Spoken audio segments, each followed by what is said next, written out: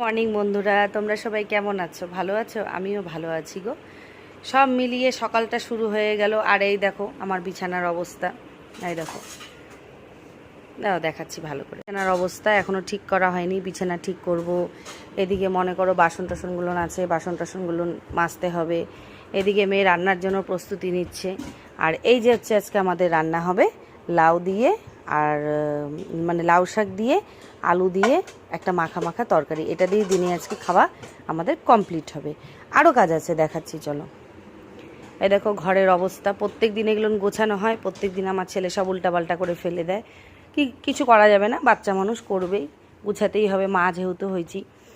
আর এখানে হচ্ছে একটা কাঁথা সকালবেলা ধুয়ে দিলাম, সেটা মেলে দিলাম। কাপড়গুলো নেই, যে কাপড়গুলো মেললাম, কাপড়গুলো ধুয়ে সকাল সকাল মেলে দিলাম। বাড়িঘরের অবস্থা খুব খারাপ, লোকজন নিয়ে কাজ করাতে হবে, আমার একার দ্বারা সম্ভব না।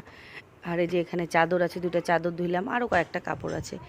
এগুলা মনে করো সকাল সকাল এগুলো সেরে নিলাম। বাকি এখন দুপুরবেলা খাওয়া দাওয়া